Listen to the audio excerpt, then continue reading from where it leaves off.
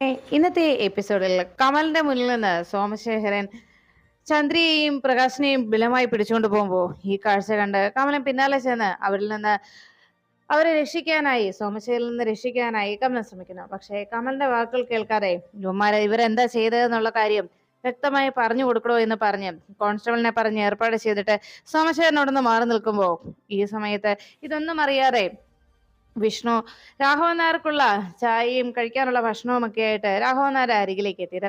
രാഘവൻ നായർ ഭക്ഷണം കഴിക്കാതിരിക്കുമ്പോൾ വിഷ്ണു രാഘവൻ നായരെ നിർബന്ധിച്ച് അച്ഛനത് കഴിക്കണമെന്നും ഭക്ഷണം കഴിച്ചാലേ നമുക്ക് ഇവിടുന്ന് പോകാൻ കഴിയുകയുള്ളൂ എന്ന് പറഞ്ഞ് രാഘവൻ നായരെ സമ്മതിപ്പിച്ചുകൊണ്ട് കാര്യങ്ങൾ പറഞ്ഞ് മനസ്സിലാക്കി ആ ഭക്ഷണം കഴിക്കാനായി നിർബന്ധിച്ചു. ഒടുവിൽ അത് കഴിക്കാൻ തയ്യാറാകുന്ന സമയത്ത് രാഘവൻ നായർ ഭക്ഷണം കഴിക്കുന്നതിനിടയിൽ അപ്പുറത്ത് മാറി നിന്ന ശിവൻ പിള്ളച്ചേട്ടനോട് പറഞ്ഞു, ഞാനേ ഇപ്പൊ ഒന്ന് പുറത്തു പോയിട്ട് വേഗം വരാം, ഞാൻ വന്നിട്ട് നമുക്ക് ഡിസ്ചാർജ് ആയിട്ട് പോകാം, പിള്ളച്ചേട്ടൻ അതുവരെ അച്ഛനെ ഒന്ന് നോക്കിയേക്കണേ എന്നറിയിച്ചു. അത് കേട്ടതോടെ എന്റെ കുഞ്ഞു പോയി കഴിഞ്ഞാൽ, ശിവൻ പോയി കഴിഞ്ഞാൽ പിന്നെ എന്താ സംഭവിക്കണമെന്ന് അറിയാവല്ലോ, കുഞ്ഞിനെ അന്വേഷിച്ച് ഇവിടെ എല്ലായിടത്തും നടക്കും, രാഘവൻ സാറ് സമ്മതിക്കുമെന്ന് കുഞ്ഞു തോന്നുന്നുണ്ടോ എന്ന് പറഞ്ഞ് സംശയിച്ചങ്ങനെ നിൽക്കുമ്പോഴേക്കും ശിവന്റെ ഫോണിലേക്ക് കമലിന്റെ കോള് വരികയാണ്. ഫോൺ റിങ് ചെയ്യുന്നത് കേട്ട് രാഘവൻ നായർ വേഗം നോക്കുമ്പോഴേക്കും ശിവൻ പറഞ്ഞു, അച്ഛാ ഞാനേ ഈ കോൾ ഒന്ന് അറ്റൻഡ് ചെയ്തിട്ട് വരാം, ഇപ്പൊ തന്നെ വരാമെന്ന് പറഞ്ഞു.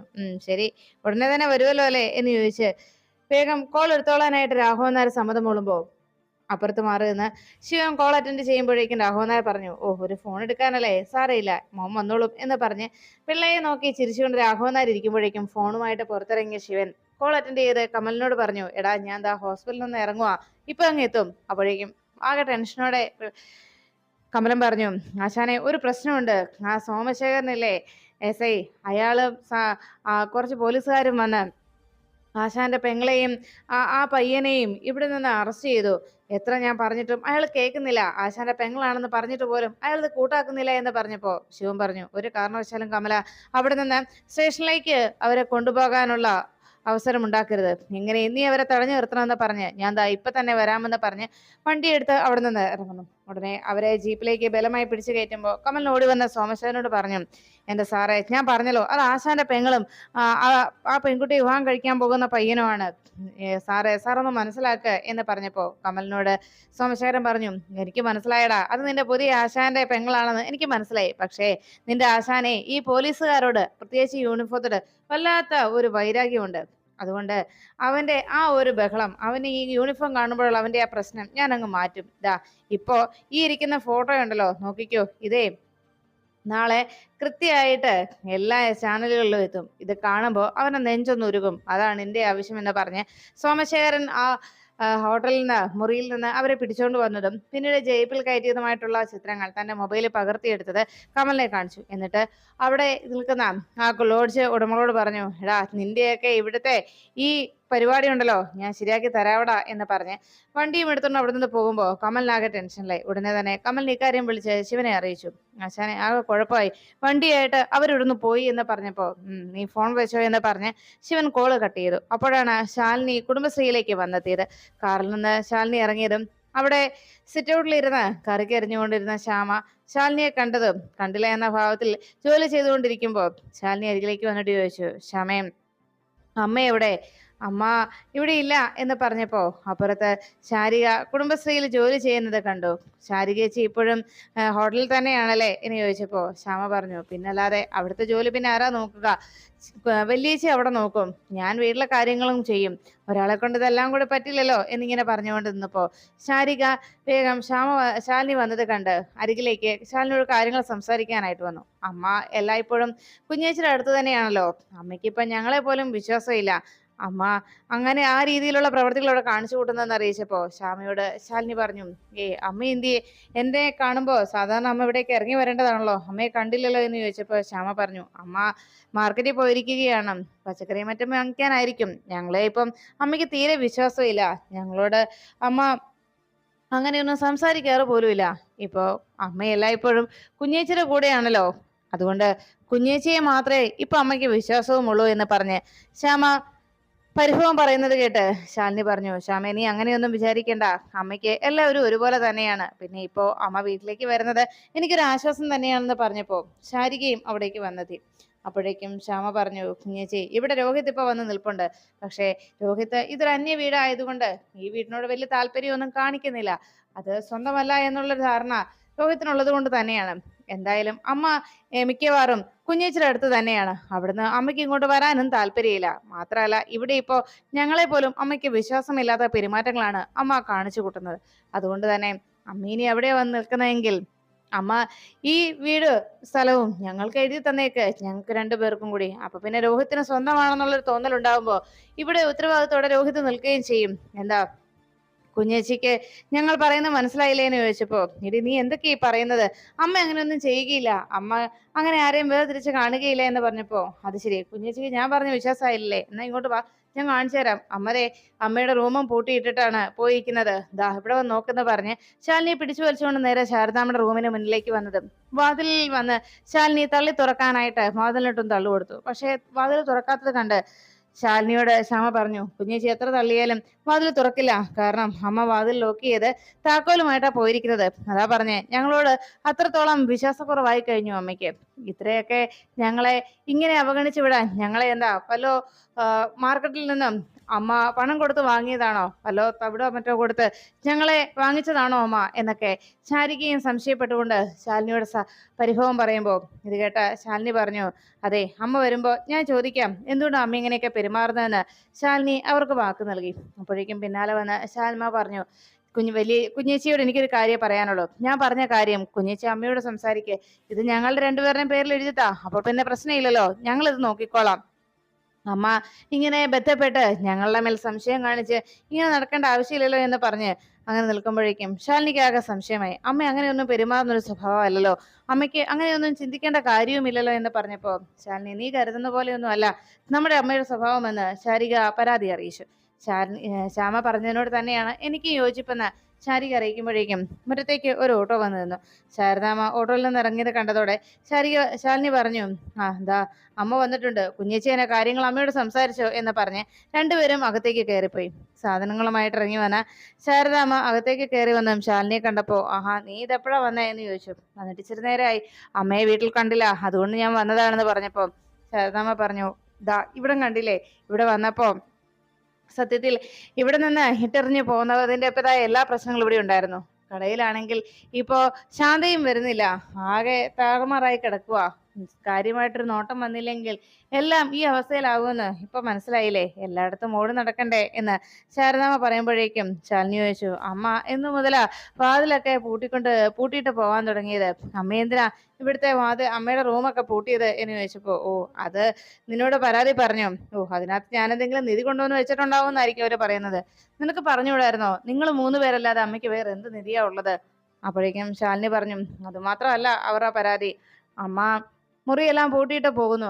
അമ്മ ഇങ്ങനെ എല്ലായ്പ്പോഴും എൻ്റെ അടുത്ത് വന്ന് നിൽക്കുന്നത് കൊണ്ട് ഈ ഈ വീടിന്റെ വിഹിതം ഇത് രണ്ടുപേരുടെയും പേരിലായിട്ട് ഷെയർ എഴുതി കൊടുക്കാനാണ് അവർ ആവശ്യപ്പെട്ടിരിക്കുന്നത് പറഞ്ഞപ്പോ ശാരദാമ്മ ശാലിനിയെ നോക്കി. അത് ശരി, അപ്പൊ അത്രത്തോളമായ കാര്യങ്ങൾ അല്ലെ? അല്ല പിന്നെ അമ്മ ഇങ്ങനെ റൂമൊക്കെ പൂട്ടിയിട്ടിട്ട് പോയാൽ പിന്നെ അവര് അങ്ങനെയല്ലേ പറയൂ എന്ന് പറഞ്ഞപ്പോ ശാലിനിയെ നോക്കിയിട്ട് ശാരദാമ്മ പറഞ്ഞു, അപ്പൊ അവർക്ക് മാത്രമല്ല നിനക്കും അക്കാര്യത്തിൽ സംശയമുണ്ട്, ഞാൻ എന്തോ അവിടെ സൂക്ഷിച്ചു വെച്ചിട്ടുണ്ട് എന്ന് അല്ലെ? ശരി വാ നീ ഇങ്ങ് വന്നേ എന്ന് പറഞ്ഞ് ശാരദാമ്മ ശാലിനിയെ വിളിച്ചുകൊണ്ട് പോന്നു. അമ്മേ എന്ന് വിളിച്ചതും നീ വാടി ഇവിടെ എന്ന് പറഞ്ഞ് ശാരദാമ്മ ബലമായി തന്റെ മുറിയുടെ അടുത്തേക്ക് ശാലിനിയെ കൂട്ടിക്കൊണ്ട് ചെല്ലുന്നു.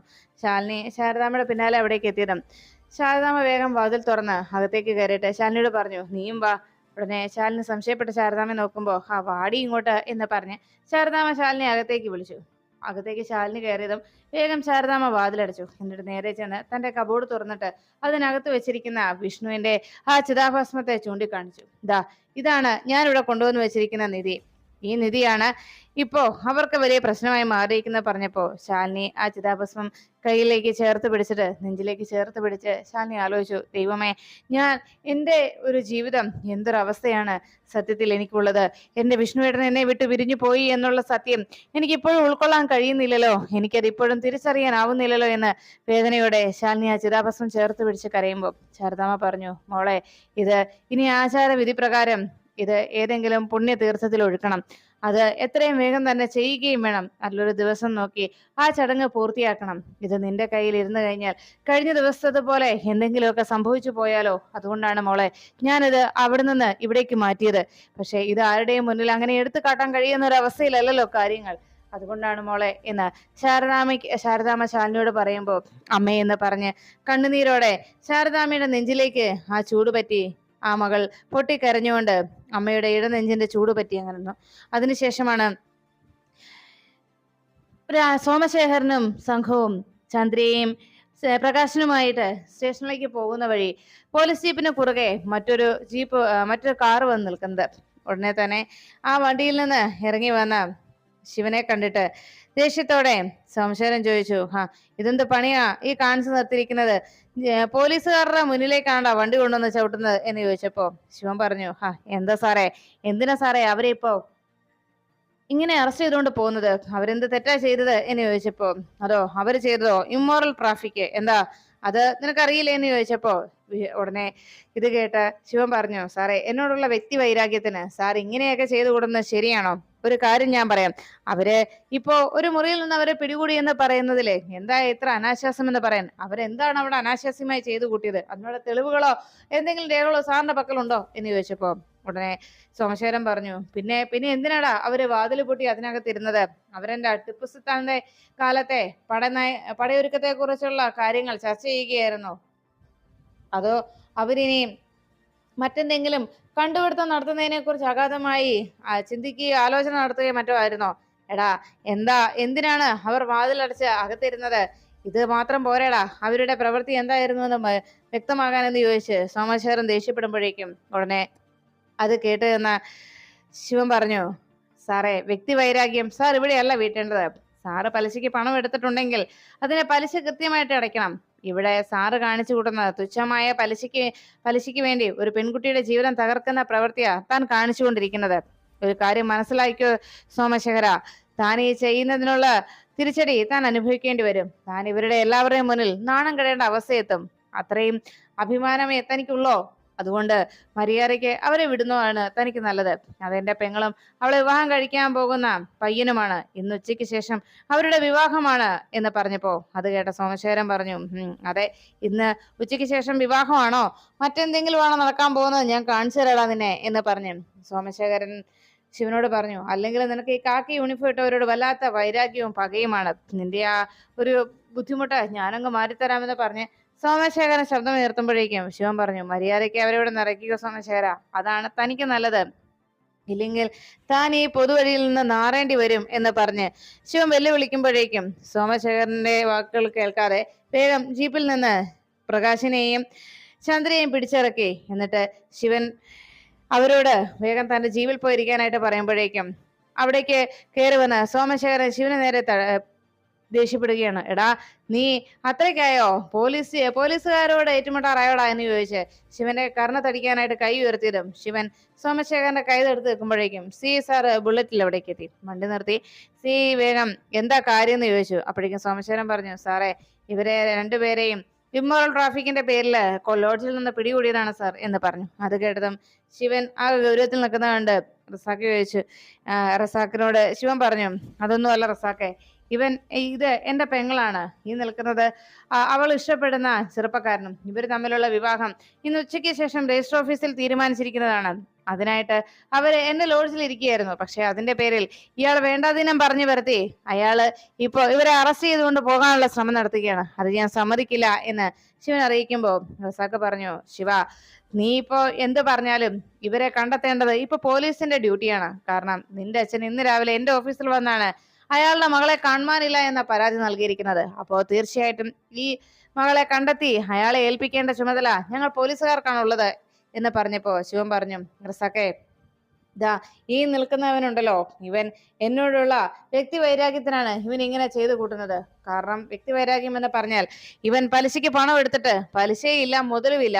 എന്നിട്ട് അത് ചോദിക്കാൻ ചെന്നപ്പോ ഈ വൃത്തികെട്ടവന്റെ ഭാര്യ, ആ പാവം, തന്റെ താലിമാല പൊട്ടിച്ച് ഞങ്ങൾക്ക് നേരെ നീട്ടി. എന്നിട്ടും ഇവൻ പണം തരാൻ തയ്യാറായിട്ടില്ല. ഇവൻ പറയുന്നത് എന്താണെന്നറിയാവോ? പലിശയ്ക്ക് പണം എടുത്തിട്ട് പണവും പലിശയും ചെന്ന് ചോദിക്കുമ്പോൾ ഇവൻ പറയുന്നതേ അവൻ വാങ്ങിച്ചതൊന്നും തിരിച്ചു കൊടുത്ത് ശീലമില്ല എന്ന്. ഇവനെ പോലെയുള്ള വൃത്തികെട്ടവനെ ഇടിച്ച് ശരിയാക്കണ്ടേ എന്ന് ചോദിച്ച് സോമശേഖരന്റെ നേരെ കൈ ഉയർത്താൻ തുടങ്ങിയപ്പോ സോമശേഖരൻ പറഞ്ഞു, അതല്ല സാറേ എന്ന് പറഞ്ഞു. നീ മിണ്ടിപ്പോകരുത്, ഇനി നാവ് ആടിയാൽ ആ നാവ് ഞാൻ പിഴുതെടുക്കുമെന്ന് ശിവൻ അറിയിക്കുമ്പോ ഉടനെ റസാക്ക് പറഞ്ഞു, മതി നിർത്ത്, ഇതേ കവലച്ചട്ടമ്പികൾ സംസാരിക്കുന്നത് പോലെ സംസാരിക്കേണ്ട ഇടവല്ല.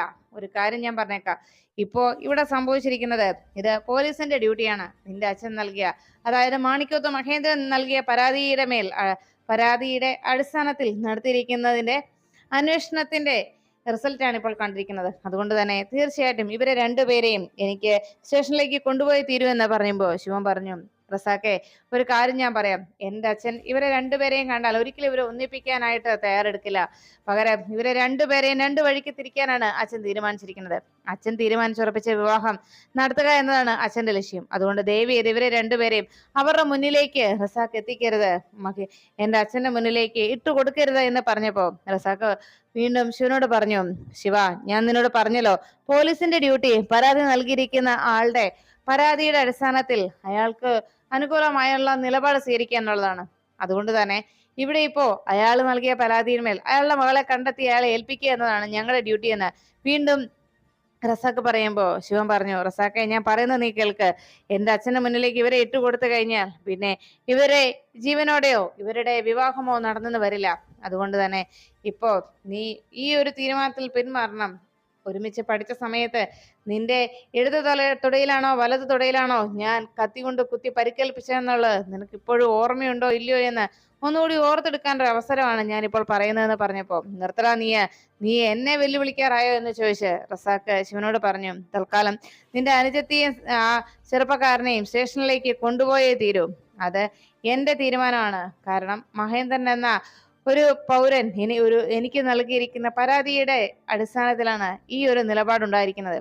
അതിനെ ഇല്ലാതാക്കാൻ ആർക്കും കഴിയില്ല. അതുകൊണ്ട് തന്നെ ഇനി ഇക്കാര്യത്തിലുള്ള അവസാന തീരുമാനം മഹേന്ദ്രൻ്റെത് മാത്രമാണെന്ന് അറിയിക്കുമ്പോൾ ശിവനാകെ കലിയോട് അങ്ങനെ നിൽക്കുമ്പോഴാണ് പിള്ളച്ചേട്ടൻ ഭക്ഷണമൊക്കെ കൊടുത്ത് രാഘവൻ നായരെ നോക്കാനായിട്ട് പ്ലേറ്റും മറ്റും കഴുകാൻ പോയ സമയത്ത് പോയതിനു ശേഷം തിരിച്ചു വരുമ്പോൾ അവിടെ രാഘവൻ സാർ ഉണ്ടോ എന്ന് നോക്കിയതും മുറിയിൽ എങ്ങനെ രാഘവൻ നായരെ കാണുന്നില്ല. അതോടെ പിള്ളച്ചേട്ടനാകെ ടെൻഷനായി. എൻ്റെ ദൈവം, ഈ രാഘവൻ സാർ ഇതെവിടെ പോയി എന്ന് ആലോചിച്ച് പിള്ള അവിടെ എല്ലായിടത്തും അന്വേഷിക്കുകയാണ്. അപ്പോഴേക്കും ആ ഹോസ്പിറ്റലിൽ നിന്ന് പുറത്തേക്ക് ഇറങ്ങിയ രാഘവൻ നായര് വിഷ്ണുവിനെ അന്വേഷിച്ച് നടന്നിട്ട് അവിടെ എങ്ങും തന്നെ വിഷ്ണുവിനെ കണ്ടെത്താൻ കഴിയാതെ വീണ്ടും അവിടെ നിന്ന് നടന്ന് നേരെ അവിടുത്തെ ക്യാൻറ്റീനിലേക്ക് വന്നെത്തുന്നു. അങ്ങനെ ആ ഹോസ്പിറ്റൽ ക്യാൻറ്റീനിലേക്ക് എത്തിയ രാഘവൻ നായർ തനിക്ക് വിശന്നത് കൊണ്ട് അവിടെ നിന്ന് ഭക്ഷണത്തിന് ഓർഡർ കൊടുത്ത് കഴിച്ചു. ഭക്ഷണമെല്ലാം കഴിച്ചു കഴിഞ്ഞതും രാഘവൻ നായർ അവിടെ നിന്ന് എഴുന്നേറ്റ് പോകാൻ തുടങ്ങുമ്പോഴേക്കും അവിടെ ഉണ്ടായിരുന്ന ആ ഹോട്ടലിലുടമ രാഘവൻ നായരെ പിടിച്ചു നിർത്തി. അരേ, താൻ എന്താ ഈ ചെയ്യുന്നത്? മര്യാദയ്ക്ക് ഇവിടെ ബില്ല് കൊടുത്തിട്ട് പോടോ എന്ന് പറഞ്ഞപ്പോ രാഘവൻ നായർ പറഞ്ഞു, എൻ്റെ മോൻ വരും, എൻ്റെ വിഷ്ണു വരും, ഞാൻ ഭക്ഷണം കഴിച്ചതിന്റെ ബില്ല് അവനാ തരിക എന്ന് പറഞ്ഞപ്പോ ഉടനെ അയാളാകെ ചൂടായി. അത് ശരി, താൻ പണം പോലും കയ്യിലില്ലാതെയാണോ ഇവിടെ മുട്ടത്തിൽ ഇവിടെ വന്ന് ഭക്ഷണം മുഴുവൻ കഴിച്ചത്? മര്യാദയ്ക്ക് പണം അടിച്ചിട്ട് പോടോ, ഇല്ലെങ്കിലേ ഈ ടേബിള് മുഴുവൻ തന്നെ കൂടി ഞാൻ തുടപ്പിക്കും, ഇരിക്കടോ അവിടെ, മനയ്ക്ക് തൂക്കടോ എന്ന് പറഞ്ഞതും കൈക്ക് സ്വാധീനമില്ലാത്ത രാഘവൻ നായരെ ബലമായ അയാൾ ആ ടേബിളിലേക്ക് മുഖം ചേർത്ത് പിടിക്കുമ്പോൾ രാഘവൻ നായർ ആകെ വേച്ചു പോയി ആ കസേരയിലേക്ക് ചെന്നിരിക്കുന്നു. അയാൾ വീണ്ടും ഭീഷണിപ്പെടുത്തിക്കൊണ്ട്, മര്യാദയ്ക്ക് ഈ ടേബിളുകളെല്ലാം ക്ലീൻ ആക്കിക്കോ, പണം പോലും ഇല്ലാതെ മൂക്കുമുട്ട തിന്നാനായിട്ട് വന്നേക്കോ എന്ന് പറഞ്ഞ് രാഘവൻ നായരെ അയാൾ ഉപദ്രവിക്കുന്നു. രാഘവൻ നായര് ബന്ധപ്പെട്ട് ഒരു വിധത്തിൽ ആ ചെയറിലേക്ക് അങ്ങനെ ഇരിക്കുമ്പോൾ രാഘവൻ നായരെ അന്വേഷിച്ച് അവിടെയെല്ലാം പരതി നടക്കുകയായിരുന്നു പിള്ള. അപ്പോഴാണ് സ്റ്റേഷനിലേക്ക് എത്തിയ ചന്ദ്രയെയും പ്രകാശിനെയും അവിടേക്ക് വിളിച്ചു നിർത്തിയിട്ട് റസാക്ക് ഉടനെ തന്നെ മാണിക്കോത്ത് മഹേന്ദ്രന്റെ ഫോണിലേക്ക് വിളിക്കുന്നു. മഹേന്ദ്രൻ കോൾ എടുത്തതും റസാക്ക് പറഞ്ഞു, സാറ് ആവശ്യപ്പെട്ടതുപോലെ സാറിന്റെ മകളെ തട്ടിക്കൊണ്ടുപോയ ആളെയും പ്രകാശ് എന്ന ആളെയും ചന്ദ്ര എന്ന് പറയുന്ന പെൺകുട്ടിയെയും ഞങ്ങൾ കസ്റ്റഡിയിൽ എടുത്തിട്ടുണ്ട്. ഇനി സാറ് വന്നതിന് ശേഷം എന്ത് വേണമെന്ന് തീരുമാനിക്കാമെന്ന് അറിയിച്ചു. അതിനെന്താ, ഞാൻ ഇപ്പോൾ തന്നെ എത്താമെന്ന് പറഞ്ഞ് സ്റ്റേഷനിലെത്തിയ മഹേന്ദ്രന്റെ തീരുമാനം കേട്ട് എല്ലാവരും ഞെട്ടുകയാണ്. എൻ്റെ ഇഷ്ടമല്ല ഇവിടെ നടപ്പിലാക്കേണ്ടത്, എൻ്റെ മകളുടെ ഇഷ്ടമാണ് ഇനി നടപ്പിലാക്കേണ്ടത്. അവൾ ആരെയാണോ ഇഷ്ടപ്പെടുന്നത്, ആരുടെ ഒപ്പം ജീവിക്കാനാണോ അവൾ ആഗ്രഹിക്കുന്നത്, അത് തന്നെ നടക്കട്ടെ എന്ന മഹേന്ദ്രന്റെ തീരുമാനം കേട്ട് അവിടേക്ക് എത്തിയ ശിവനും റസാക്കും എല്ലാവരും ഞെട്ടിത്തെറിച്ചിരിക്കുമ്പോൾ അതൊട്ടും ഉൾക്കൊള്ളാനാകാതെ, ഒട്ടും വിശ്വസിക്കാനാകാതെ പ്രകാശനും ചന്ദ്രയും കണ്ണു തള്ളി നിൽക്കുന്നു.